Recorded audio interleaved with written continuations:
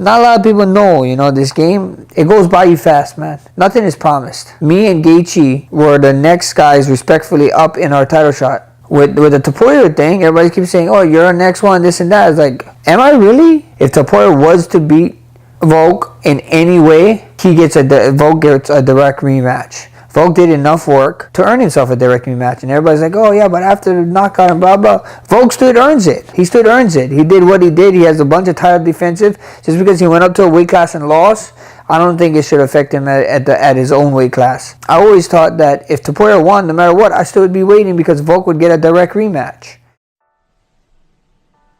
두 선수에 관한 분석을 이미 여러 번 했기 때문에 서로의 상성에 관해 짧게 소개할 텐데 알맹이는 없더라도 팬들의 입장에선 이번 대회에 가장 크게 기대가 되는 경기이죠. 절대 실망을 시키지 않는 파이터들인 만큼 명경기가 예상되지만 이번 경기가 할로웨이에게 크게 득될 것이 없다는 것엔 모두가 동의할 것 같습니다. 할로웨이는 지난 9경기 중 가장 최근이었던 좀비와의 경기를 제외한다면 모두 5라운드를 소화했는데 스타일상 많이 때리는 만큼 많이 맞기도 하고 월장을 한 데다가 상대가 게이츠이기 때문에 이번 경기에서 얼만큼 데미지를 입는지가 가장 큰 걱정거리인 것 같습니다. 포이리에서는 급하게 오퍼를 받아 크게 몸을 불린 상태가 아니었지만 이번 경기는 시간을 갖고 근육량을 충분히 늘리며 증량을 한 상태이죠. 묵직함이나 내구력에선 포이리에전보다 좋은 모습을 기대해도 좋다고 생각하지만 그만큼 패더급으로의 감량이 더 어려워질 수밖에 없을 텐데 토프리아나 볼카노프스키의 2차전이 성사된다고 가정했을 때 누가 이기더라도 애매한 포지션에 있는 것 같긴 합니다. 이런 대외적인 부분들과 관계없이 경기를 보자면 생각보다 크게 불리한 싸움은 아닐 것 같습니다. 할로웨이는 패더급에서 아주 큰 편이고 말씀드렸듯 이번 경기는 충분한 증량이 바탕이 됐기 때문이죠.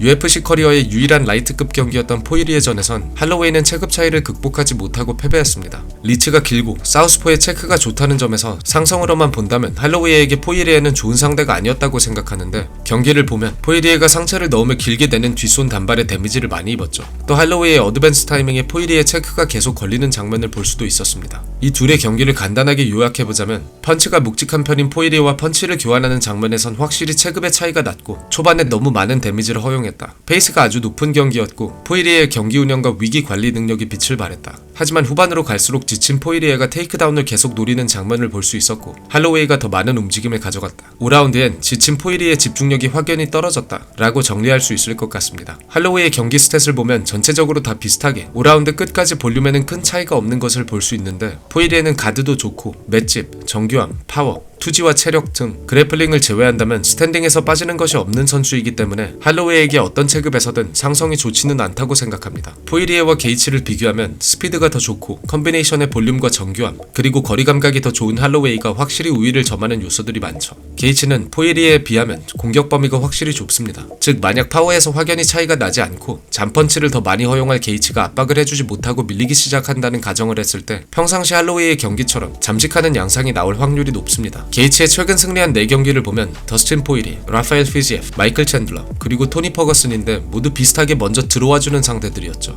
그런 점에선 기존의 상대들보다 거리를 더 멀게 잡고 가볍고 빠른 컨비네이션을 통해 인앤아웃으로 싸워줄 수 있는 할로웨이는 까다로운 상대입니다. 하지만 이론상의 예시이고 현실적으로 보자면 게이츠가 압박을 해줄 가능성이 굉장히 높죠. 게이츠의 가장 큰 무기는 킥과 양훅입니다. 그리고 훅과 같은 경우 오프닝 스트라이크인 라이트 그 자체보다 빠지는 상대에게 레프트를 맞추는 능력이 정말 좋은데 대표적으로 PGF, 챈들러, 퍼거슨과 같은 선수들이 게이츠의 레프트를 계속 허용하며 패배했습니다. 비슷한 시퀀스가 정말 많기 때문에 잠시 보겠습니다.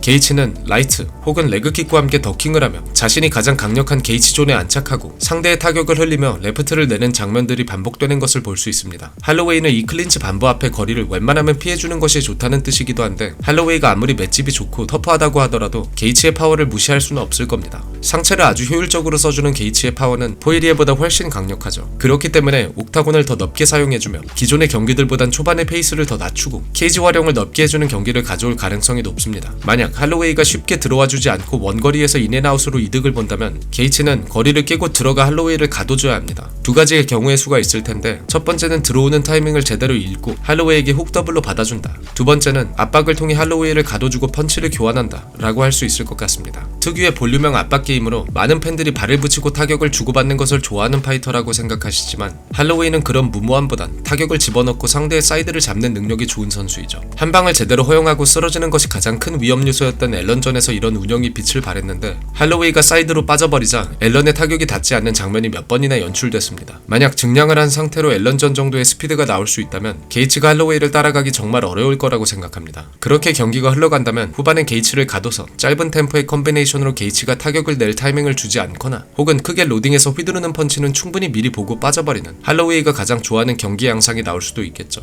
이처럼 스피드가 좋고 여러 페인트를 동반하기 때문에 할로웨이는 들어오는 타이밍을 잡기가 힘든 파이터입니다. 반대로 게이츠가 압박을 해줌에 있어 웃어주는 요소는 단단한 가드라고 생각하는데 게이츠는 내구력과 화력이 정비례해야 하는 대표적인 선수입니다. 할로웨이가 컴비네이션으로 밀고 들어가는 옵션은 앞손 더블의 스트레이트가 대표적이죠. 아무리 타격 감각이 좋다고 하더라도 할로웨이와 같이 파워가 강점이 아닌 파이터의 타격은 그냥 씹고 같이 걸어버릴 수 있다는 점에서 게이츠에게도 할로웨이는 썩 괜찮은 상대이긴 한 것 같습니다. 게이츠는 뒷손 훅 혹은 킥으로 거리를 죽이고 들어가는 모습을 자주 볼 수 있는데 포이리오와 같은 경우 묵직하게 카운터로 받아주며 게이츠의 어드밴스를 저지하려고 했습니다. 만약 경기 초반에 할로웨이의 펀치를 허용하고 충분히 받아줄만 하다는 판단이 선다면 게이츠가 가드를 대주며 그대로 밀고 갈 수도 있습니다. 현실적으로 그럴 가능성이 높기 때문에 할로웨이는 이번 경기에 무조건 게이츠의 바디를 두들겨 주어야 합니다. 게이츠는 자신이 가장 강력한 게이츠 존에서 위험한 선수이지 상대가 그 거리에서 빠지는 순간 킥을 제외한 타격의 적중도는 현저히 떨어지죠. 타겟 스트라이크 존을 보면 알 수 있듯 할로웨이는 바디 디깅이 아주 성실한 선수입니다. 게이츠를 상대로 바디가 좋은 옵션일 수밖에 없는 이유는 게이츠는 가드가 아주 단단하다는 점과 최대한 게이츠의 거리 밖에서 이득을 보고 빠져버려야 하는 이유에서입니다. 바디를 의식하기 시작하면 자연스레 가드가 내려가고 오프닝이 생기겠죠.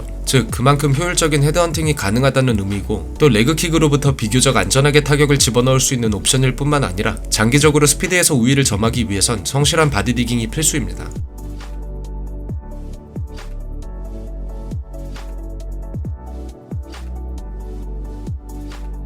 마지막으로 게이츠의 경기의 가장 중요한 요소인 킥게임을 보자면 옵션 자체는 할로웨이가 더 많습니다. 할로웨이는 킥게임이 보기보다 아주 좋은 선수이고 활용도 잘해주는 편이죠. 일단 스피드에서 앞서는 할로웨이의 움직임을 제한시키는 것이 중요하고 할로웨이는 파워의 강점을 보이는 선수가 아니기 때문에 게이츠는 가드로 받아주며 여느 때와 같이 할로웨이의 다리를 킥으로 공략해줄 겁니다. 킥에 대한 대처는 크게 보았을 때 체크, 플로웨이, 그리고 카운터라고 할 수 있겠죠. 할로웨이는 체크가 썩 괜찮은 선수이지만 내구력 싸움을 하기에 게이츠의 파워가 너무 부담스럽고 카운터를 성공시킨다고 해도 스타일상 넉아웃 파워가 없는 만큼 캠프에서 킥에 대한 대처를 어떻게 해왔을지가 개인적으로도 아주 궁금한 부분인 것 같습니다. 만약 킥에 대한 대처가 안 된다면 할로웨이에게 게이츠는 최악의 상대일 수도 있을 텐데 움직임을 제한당한 할로웨이가 갇히며 처음으로 넉아웃 당하는 모습을 볼 수도 있겠죠. 서로의 클린치 게임 역시 아주 흥미로울 것 같은데 게이츠는 클린치 게임이 눈에 띄게 좋은 선수는 아닙니다. 그리고 할로웨이는 손싸움이 아주 성실하고 클린치에서 떨어지면 좋은 타격을 자주 성공시키죠. 다만 완력에서 밀리고 목이나 허리를 컨트롤 당했을 경우 클린치에서 떨어질 때 게이츠의 훅이 아주 위험하기 때문에 할로웨이가 클린치에서 밀어주며 펀치를 내는 타이밍이 아주 중요할 것 같습니다.